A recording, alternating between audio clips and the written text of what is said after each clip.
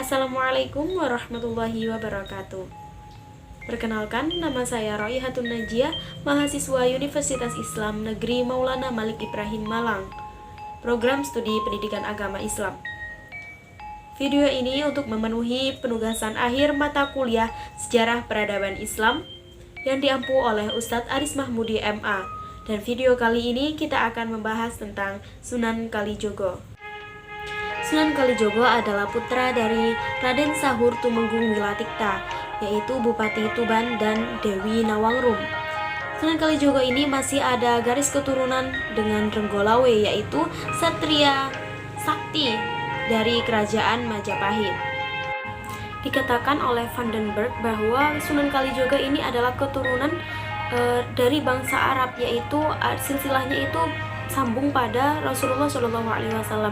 Dan sejarawan lain yaitu De Graaf juga mengatakan bahwa Sunan Kalijogo ini ada silsilah dengan Ibnu Abbas, yaitu paman Nabi Muhammad SAW. Sunan Kalijogo memiliki nama asli yaitu Raden Said, di mana beliau itu dilahirkan pada tahun 1450. Dalam babat Tanah Jawi disebutkan bahwa Tumenggung Wilatikta itu adalah seorang ayah dari Raden Said, yang mana beliau itu bukan keturunan asli pribumi Jawa, yakni Arya Teja. Nama aslinya yaitu Abdurrahman, di mana beliau ini merupakan keturunan orang Arab dan berhasil mengislamkan Bupati Tuban yaitu Adikara, yang kemudian menjadi menantunya. Ketika Abdurrahman ini menggantikan mertuanya menjadi Bupati Tuban dan mengubah nama menjadi Arya Teja, dan dari pernikahan putri Adikara inilah beliau itu dikaruniai seorang anak bernama Arya Wilatikta. Untuk nama Kalijaga sendiri ini ada banyak versi, ada banyak penafsiran. Jadi ini yang pertama yaitu tentang Kalijaga yang berasal dari bahasa Jawa, yang berarti kali itu sungai dan jaga itu berarti penjaga. Jadi dahulunya beliau itu menjaga sungai, bertapa di tepi sungai, seakan beliau itu menjaga sungai, jadi disebutlah sebagai Kalijaga. Dan dikatakan pula bahwa penjaga kali ini merupakan di mana sungai itu mengalir, jadi beliau itu tidak condong pada suatu aliran. Jadi ini ada penafsiran juga bahwa Sunan Kalijogo ini merupakan satu-satunya wali yang faham dan memahami segala pergerakan atau aliran yang hidup di kalangan masyarakat. Sementara ada versi bahasa Arab, penafsiran dari bahasa Arab, di mana kali ini adalah dari kata kodi, di mana kodi itu adalah arti dari hakim. Kodi ini berarti penjaga, pelaksana, atau pemimpin. Lalu kata jaka itu berasal dari kata zakka yang berarti membersihkan. Sehingga penafsiran ini itu berasal dari bahasa Arab, di mana kali itu adalah kodi dan jaga itu adalah zakka, di mana lidah orang Jawa itu kesulitan dalam mengucapkan kodi zakka. Jadi diplesetkan menjadi Kalijaga, seperti itu. Disebutkan dalam suatu riwayat, Maulana Ishaq ini memiliki dua orang putra, yaitu Sunan Giri dan Dewi Saroh. Kemudian Sunan Kalijogo ini menikah dengan putri dari Maulana Ishaq yang bernama Dewi Saroh, yang kemudian mempunyai 3 orang putra, yaitu Raden Umar Said yang sekarang terkenal dengan Sunan Muria, yang kedua yaitu Dewi Rakayu, dan yang ketiga yaitu Dewi Sofia. Jadi Sunan Kalijogo dan Sunan Giri itu adalah kakak beradik. Dikatakan pula dalam sebuah riwayat bahwa Sunan Kalijogo ini menikah dengan Siti Zainab yang merupakan putri dari Sunan Gunung Jati, dan beliau dikaruniai 5 orang anak, yaitu Raden Abdurrahman, Ratu Pembayun, Nyai Ageng Panegak, Sunan Hadi, dan Nyai Ageng Ngerang.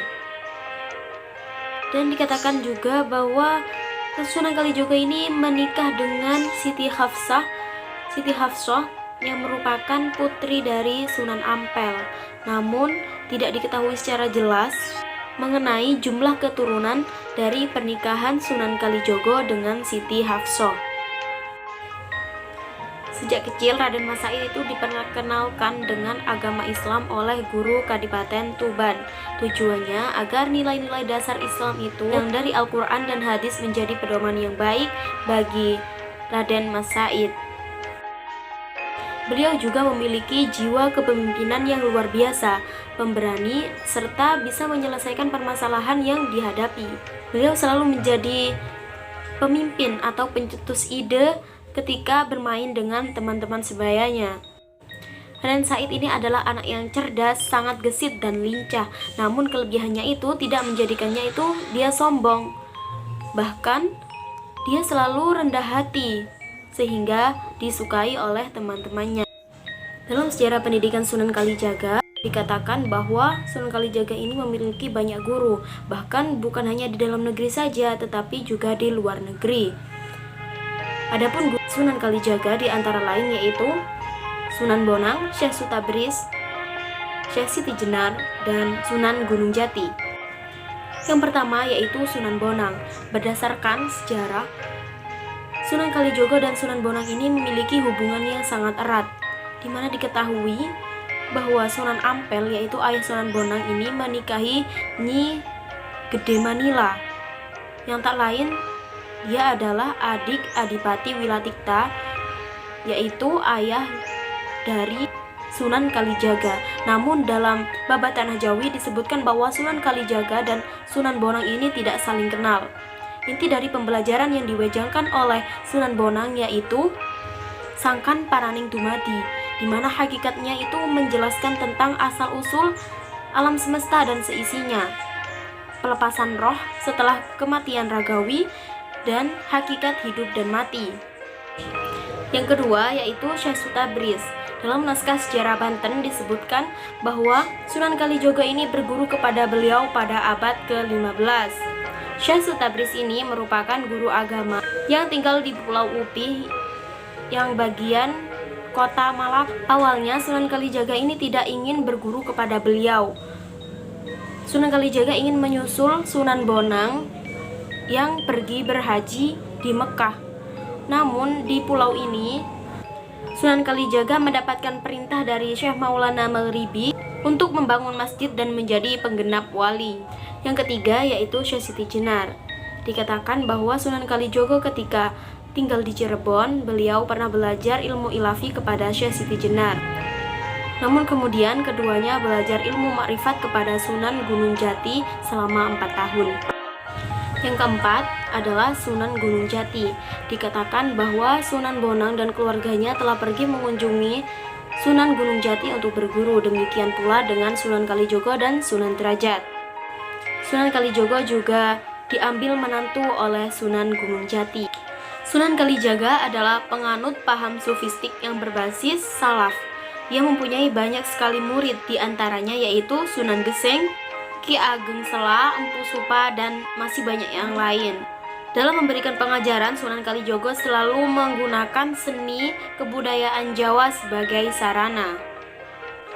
Sunan Kalijaga meninggal pada tahun 1586 dalam usia lebih dari 100 tahun dan beliau dimakamkan di Kadilango, Demak. Sunan Kalijogo sangat toleran pada budaya lokal. Ia menggunakan seni ukir, wayang kulit, syair, serta tembang, juga seni suara suluk sebagai sarana dakwah. Beberapa lagu suluk ciptaan beliau yang sampai saat ini masih populer yaitu Lir-Ilir dan Gundur-Gundur Pacul. Beliau adalah penggagas Baju Takwa, Perayaan Sekaten, Grebek Maulud, Carangan Layang Kalimasada, dan Petruk Jadi Ratu. Dakwah ini sangat efektif. Banyak adipati Jawa yang masuk Islam melalui Sunan Kalijaga, di antaranya Adipati Banyumas, Pajang, dan sebagainya. Kontribusi Sunan Kalijaga itu sangat banyak sekali. Ia dikenal sebagai mubalik, dalang wayang kulit, ahli seni, budayawan, ahli filsafat, dan sebagainya. Sunan Kalijogo ini termasuk wali Songo yang paling muda. Namun tantangan dalam mendakwahkan Islam itu sangatlah berat. Karya beliau diantaranya yaitu Tiang Masjid Demak, Sokotata, Baju Takwa, Tembang, dan Syair Pujian. Kisah inspiratif dari Sunan Kalijogo yaitu ketika beliau masih muda melihat kesenjangan ekonomi yang terjadi di desanya dikarenakan pemberlakuan pajak yang terlalu tinggi terhadap penduduk-penduduk di sana, ditambah dengan kemarau panjang yang semakin memperburuk keadaan mereka. Gelora jiwa Sunan Kalijaga terpanggil untuk membantu mereka.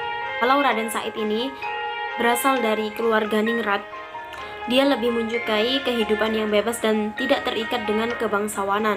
Dia suka bergaul dengan lapisan masyarakat, sehingga lebih mengetahui seluk-beluk keadaan masyarakat di desanya. Mungkin itu saja yang dapat saya sampaikan mengenai Sunan Kalijogo. Untuk kurang lebihnya saya mohon maaf. Saya Raihatun Najia pamit undur diri. Wassalamualaikum warahmatullahi wabarakatuh.